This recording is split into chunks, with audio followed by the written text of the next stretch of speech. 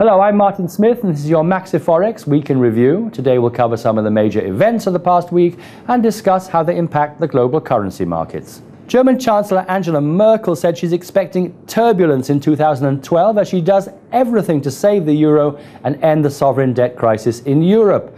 Merkel will meet with French President Sarkozy on January 9th to discuss revisions for Europe's fiscal regulations. A final agreement on German-French proposals is due by leaders of the Eurozone in March. The euro had a second consecutive annual loss for the first time in 10 years versus the US dollar. Last Friday, the euro was trading at 129.57, a decrease of minus 0.02%. The US dollar decreased for a second year against the Japanese yen, trading at an average of 79.71 yen per US dollar in 2011, one of its weakest years. The US dollar was last seen trading against the Japanese yen at 76.85, a decrease of minus 0.99%.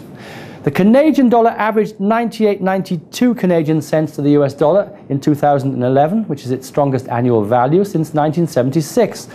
This can be attributed to investors seeking out assets that are considered a safe haven from the debt problems in the euro area. The Canadian dollar was last seen trading at 102.10, an increase of 0.12%.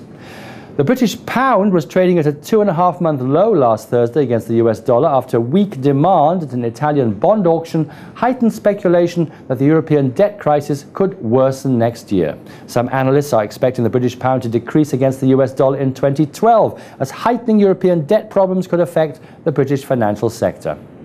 The British pound was last seen trading at 155.21, an increase of 0.69%.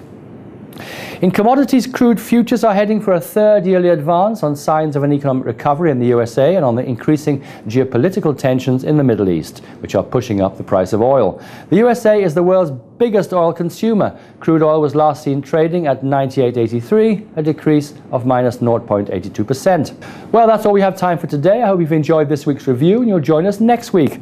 Until then, be sure to visit us at maxiforex.ru.